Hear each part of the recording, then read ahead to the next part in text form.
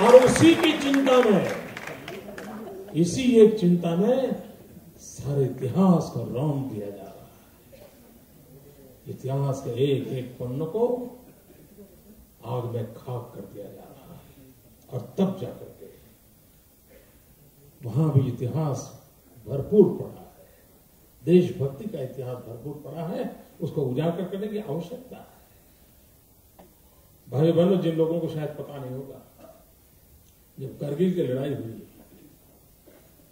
मैं उस समय पार्टी का कश्मीर, पंजाब, हरियाणा इस इलाके का प्रभारी था। तो लंबे अरसे तक मैं कारगिल में रहा था। उस युद्ध के समय जवानों से मिलता था, और टाइगर हिल को विजयी होना ये करगिल की लड़ाई का सबसे बड़ा टर्निंग पॉइंट था। बहुत कम लोगों को मालूम है, जब पाकिस्तान के सेना को पता चला कि अब ये काम नागालैंड के जवानों को दिया गया है, वो अपने टेंट में कांपते थे पाकिस्तान के लोग। उनको डर रहता था कि नागालैंड के लोग हमारा क्या करेंगे, इतना भय था उनको, भयभीत थे। और नागालैंड के जवानों ने उस टाइगर हिल को विजय बना करके दिया, और फिर तो करगिल जीतना बहुत आसान हो गया था। ये लड़ाई, ये शहादत, ये शौर्य हमारे इन अपने ही भाइयों का। लेकिन हमारी अज्ञानता, शासन की उपेक्षा किस कदर परेशान पैदा करता है, उसके ढेर सारे उदाहरण हैं। मित्रों, 1947 से देश चल रहा है, स्वतंत्र रूप से शासन चल रहे हैं, लेकिन अटल जी की सरकार बनने के बाद पहली बार नॉर्थ ईस्ट के लिए एक सेपरेट मंत्रालय बनाया गया। एक अलग मंत्री को काम किया कि भाई ये रुपये देते हैं, वहां पर बदलाव आना चाहिए, वहां के जीवन में परिवर्तन आना चाहिए। और मैं मानता हूं अटल जी की सरकार अगर लंबे समय रही होती तो शायद जो काम सरदार पटेल के माध्यम से होना चाहिए था, वो शायद उनके माध्यम से हो जाता।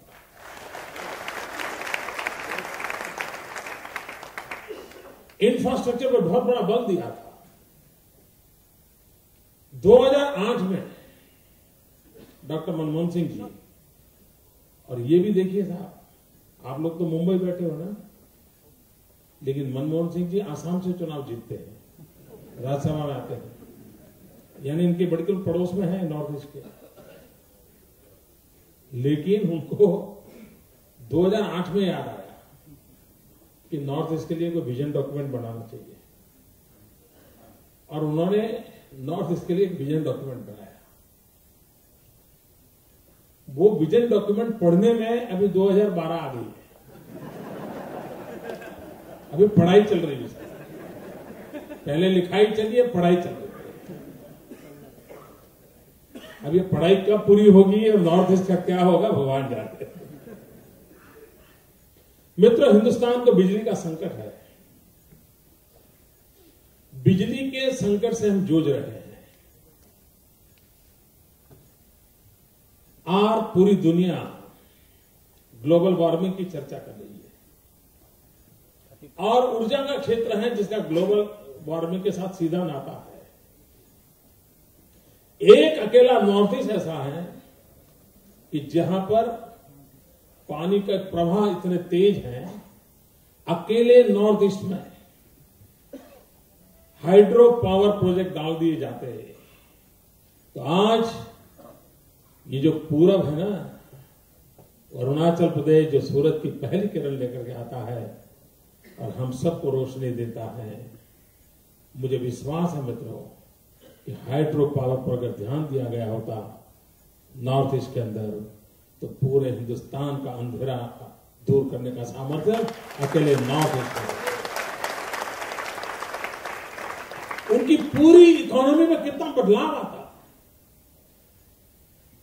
पानी उनके लिए एसेट बन जाता, लेकिन वही पानी आज उनके लिए संकट के रूप में जी रहा है।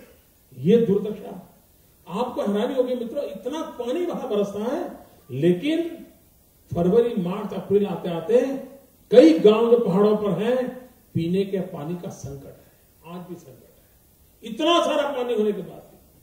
क्यों? न दृष्टि है, न कोई योजनाएं हैं, न उसका इंप्लीमेंटेशन। तो वहां के जीवन का क्या होगा? और आज भी पावर प्रोजेक्ट के समय मित्रों, नेपाल, कभी कभी तो हैरानी होती है कि नेपाल ने बहुत बड़ा इनिशिएटिव लिया इन दिनों हाइड्रो पावर प्रोजेक्ट के अंदर। दुनिया के लोग आज नेपाल में इन्वेस्टमेंट लगा रहे हैं और नेपाल हिंदुस्तान को बिजली बेच रहा है। मित्रों, तिबेट बहुत बड़ी मात्रा में हाइड्रो पावर प्रोजेक्ट की ओर लगा है और तिबेट भी हिंदुस्तान को बिजली बेचने के लिए अपनी योजनाएं बना रहा है। हमारे घर में है, हमें फुर्सत नहीं। अब मेरे कहने के बाद आपको भी यहां बैठे बैठे भी ध्यान में आता, हाँ यार ये तो हो सकता था, लगता है ना आपको? उनको नहीं लगता।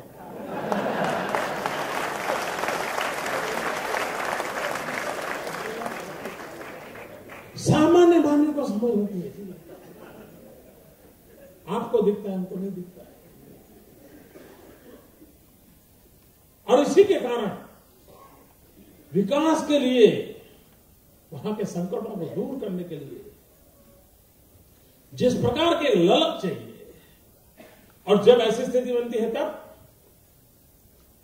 जो देश विरोधी तत्व होते हैं उनको खुला मैदान मिल जाता है। मित्रों, श्रीमती इंदिरा गांधी ने एक बहुत बड़ा पाप किया था। मैं एक की बात करूंगा, वैसे तो बहुत हो गया।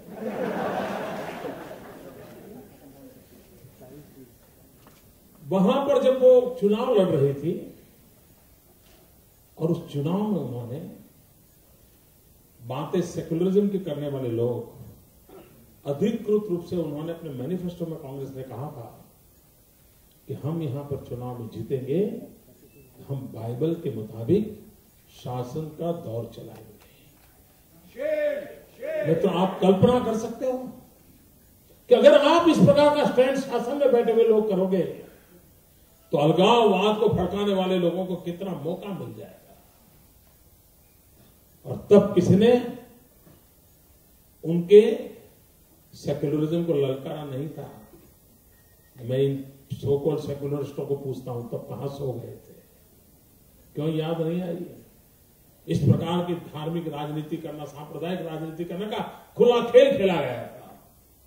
और ऐसी इतनी घटनाएं जुड़ी हुई है वहां कि जिन घटनाओं ने दूरियां पैदा करने में बहुत बड़ी भूमिका निभाई है।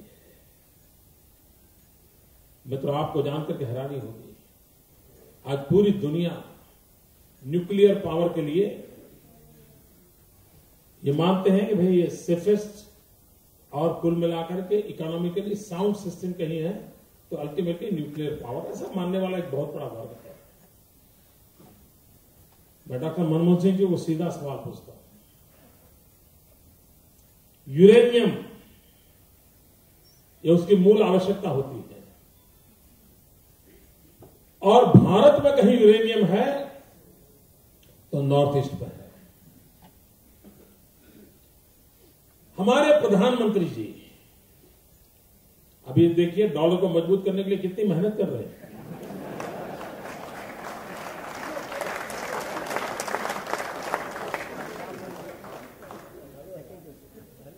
हिंदुस्तान में जब वो फाइनेंस मिनिस्टर थे, उसके पूर्व यूरेनियम के लिए स्पेशल मिशन के साथ यूरेनियम का उपयोग कैसे हो, यूरेनियम की खुदाई कैसे हो, कैसे उसकी प्रोसेसिंग हो, हिंदुस्तान के अंदर बजट की व्यवस्था होती थी और कुछ न कुछ कोशिश होती थी। उनके फाइनेंस मिनिस्टर होने के बाद उसमें 1 रुपया खर्च नहीं किया गया, उसे बंद कर दिया गया। और बाद में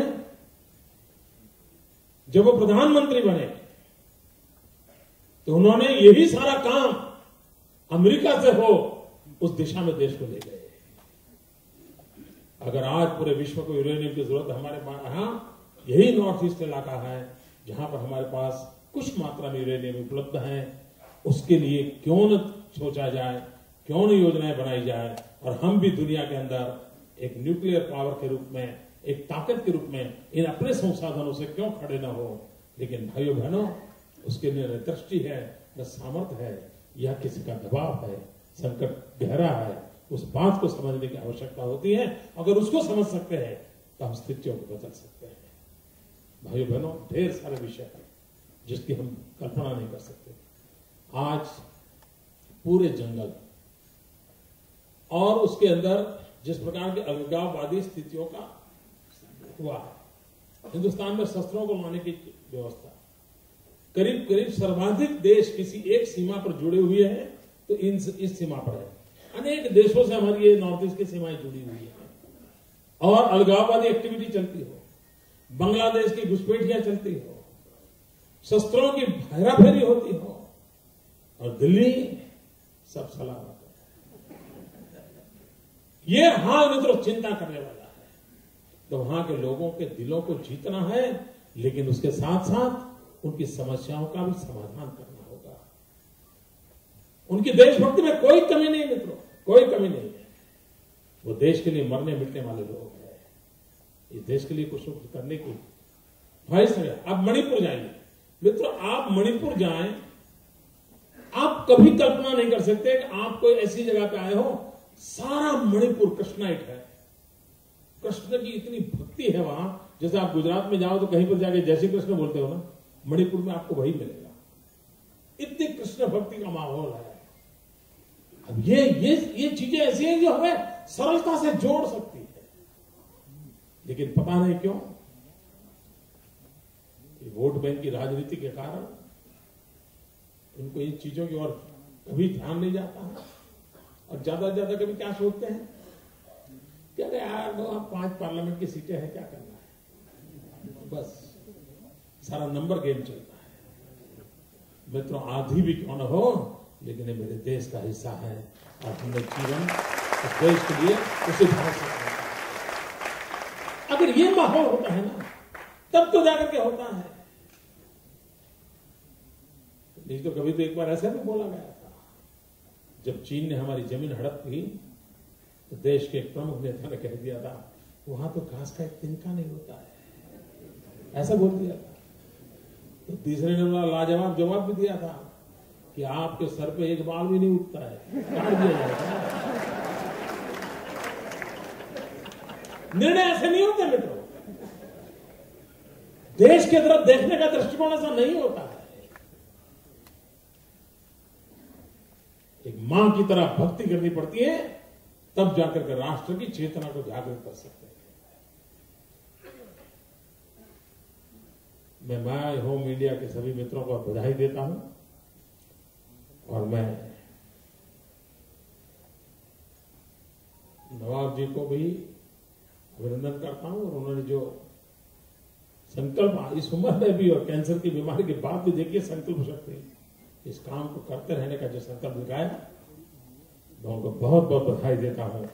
और बहुत लंबे आयु तक हम सबको मार्गदर्शन करते रहे, भारत की एकता की तरह लिए जीवन भर लोगों को जागृत करते रहे, ऐसी मैं उनको शुभकामनाएं देता हूं। बहुत बहुत धन्यवाद।